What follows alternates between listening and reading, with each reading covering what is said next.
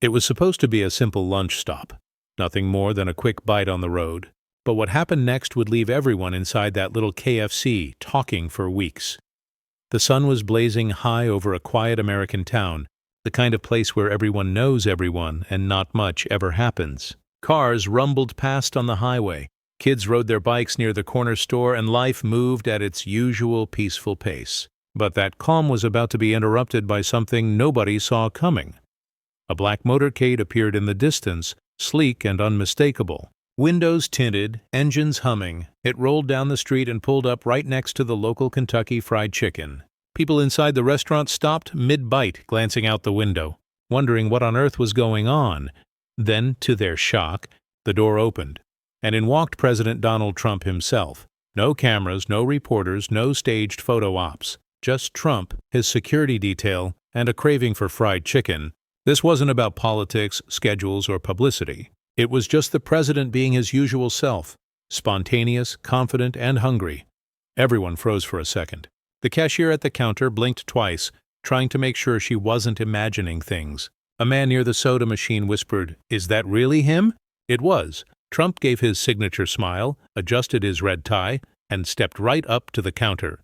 "Well," he said cheerfully, "I was in the mood for something crispy." And nobody does crispy like KFC, believe me. A few chuckles filled the room. The staff tried their best to stay composed, but their excitement was obvious. It's not every day that the President of the United States walks in and asks for a bucket of chicken.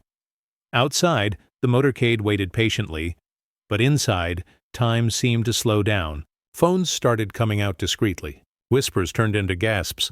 People were stunned, not because of security or status, but because this moment felt oddly human. What should have been a quick, ordinary lunch stop was about to turn into an unforgettable story, one that everyone inside that little KFC would be telling for years to come. President Trump walked into the KFC, surrounded by a few of his Secret Service agents, their black suits contrasting sharply with the bright red and white of the restaurant. The moment he stepped through the door, the energy in the room shifted. Customers froze mid-bite, fries halfway to their mouths, eyes wide in disbelief. Phones appeared almost instantly, screens lighting up as people whispered, "Is that really him?" It's not every day that the President of the United States stands in line at a fast food counter. Trump glanced around, gave a quick wave, and flashed that familiar, confident grin. Then, as if he'd done this 1,000 times before, he stepped right up to the counter. The smell of fried chicken filled the air, mixing with the quiet hum of shock that rippled through the restaurant. He looked up at the glowing menu board, studying it with exaggerated focus. Then, with a satisfied nod, he said in his signature tone, "I'll take the bucket, extra crispy, of course, and make it large." Nobody does chicken like KFC, folks. Nobody. A few people laughed quietly. The cashier, a young woman named Emily, looked both thrilled and terrified. She tried to keep her voice steady as she entered the order into the system. But then something strange happened. The register beeped and flashed red. A small error box popped up on her screen. Emily frowned and tried again, typing carefully. Same result. The card had been declined. Her heart started racing. She leaned closer and said softly, "Sir, I'm really sorry, but this card isn't going through." Trump raised an eyebrow, tilting his head slightly. "That's impossible. Try it again." "It always works. I'm Donald Trump," you could hear a pin drop. The other customers exchanged glances. Some stifled nervous laughs. Emily tried again, and once more the system refused the transaction. Within seconds, the Secret Service agents moved closer, quietly speaking into their earpieces, trying to figure out what was going on. After a few moments, one of them turned to Trump and said, "Sir, the network might have flagged the card due to unusual activity."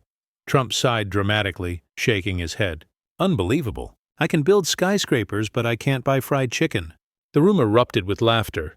The tension melted away, but the moment was far from over. Something even more surprising was about to happen, just as the situation was getting awkward. The cashier looking panicked, the customers whispering, and President Trump clearly growing impatient. The glass door opened with a soft chime. And there she was, Melania Trump. Calm, elegant, composed.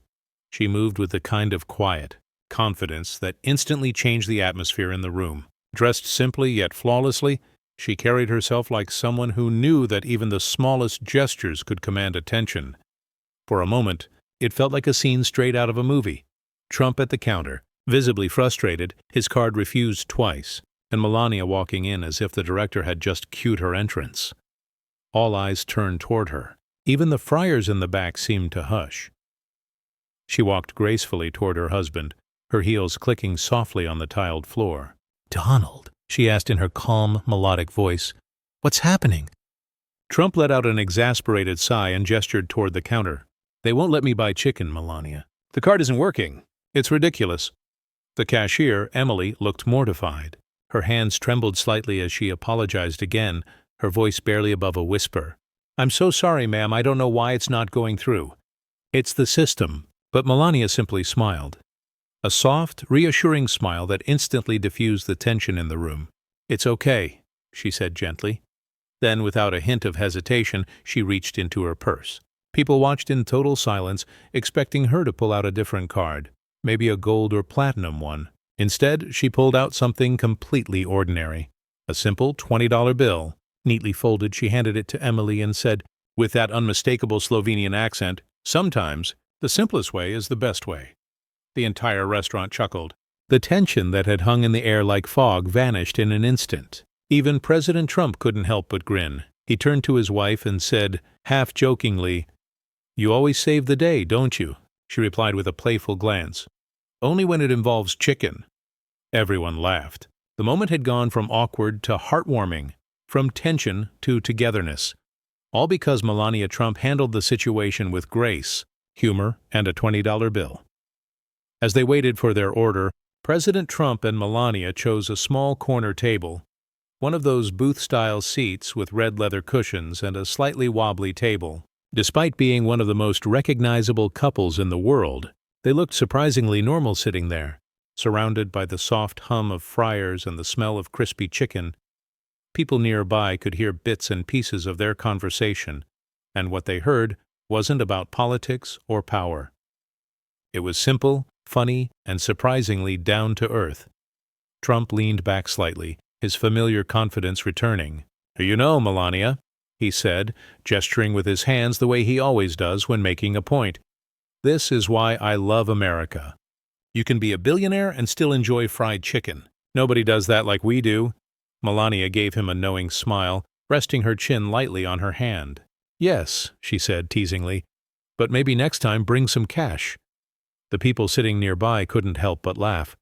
Even those pretending not to stare cracked smiles. The tension from earlier had completely melted away, replaced by warmth and humor. Trump seemed more relaxed than anyone had seen him in a long time. A few fans cautiously approached the table. One older man, proudly wearing a worn-out red MAGA hat, stepped closer and said, "Mr. Trump, do you still eat this stuff often?" Trump grinned without missing a beat. "Of course. The secret's in the recipe. They've got 11 herbs and spices. Maybe I should have made it 12. The entire restaurant burst into laughter. Even the Secret Service agents by the door couldn't hide their smiles. Melania shook her head, amused. "Donald," she said softly, "maybe next time we visit a salad bar." Without missing a beat, Trump fired back, "Melania, salads don't win elections." The room erupted. Laughter echoed off the tiled walls. Even the employees behind the counter were chuckling as they peeked from the kitchen. It was a rare human moment, the kind that showed a different side of them both. No speeches, no cameras, no entourage. Just two people sharing jokes, fried chicken, and a moment of genuine connection in the most unexpected place. When the food finally arrived, a big, steaming bucket of golden, perfectly fried chicken, President Trump's eyes lit up like a kid on Christmas morning. The smell filled the room, rich and comforting, and everyone nearby could see how genuinely delighted he was. Without hesitation, Trump reached into the bucket, grabbed a crispy drumstick, and took the first bite with that trademark grin. "Now this is what America tastes like," he declared proudly, his voice echoing through the small restaurant. The crowd burst into laughter again, clapping and cheering. But then, in a move that surprised everyone, Trump gestured toward the counter and said, "Come on, folks, help me out. There's plenty for everyone." The staff looked stunned. The President of the United States was offering them chicken. Customers hesitated for a second before joining in, and suddenly, the little KFC turned into something that felt more like a family picnic than a fast food joint. People shared fries, passed napkins, and snapped pictures. Secret Service agents tried to stay serious but couldn't help smiling at the scene. It was spontaneous, real, and completely unscripted. Then came the moment that would make headlines. Someone caught a photo of Melania handing Trump a drumstick, her smile soft, his expression full of playful pride. That single snapshot captured everything: the humor, the humanity, and the unexpected warmth of the moment. Within hours, the photo was everywhere. Social media lit up with posts titled, "Melania pays for Trump's KFC order after card gets declined." Some found it hilarious, others heartwarming, but almost everyone shared it. Major news outlets jumped on the story, each adding their own spin. Some called it a rare human moment for the Trumps. Others joked about fast food diplomacy. But for the people who were actually there, it wasn't about politics or publicity. It was about witnessing something rare. A glimpse of two global figures acting completely normal, just being themselves. Before leaving, Trump turned to the employees and said, "Best KFC I've ever had, and the best service, too." Melania smiled politely, gave a graceful wave, and the two walked out hand in hand, their security detail following behind. Emily, the young cashier, stood watching them go, still in disbelief. Later, she told a local reporter, "They were actually really nice." Melania handled it like a pro. It was surreal. I mean, she paid for his chicken. And so, that quiet little KFC, tucked away in a small American town, suddenly became part of internet history. All because of one declined card, one calm wife, and one unforgettable bucket of fried chicken.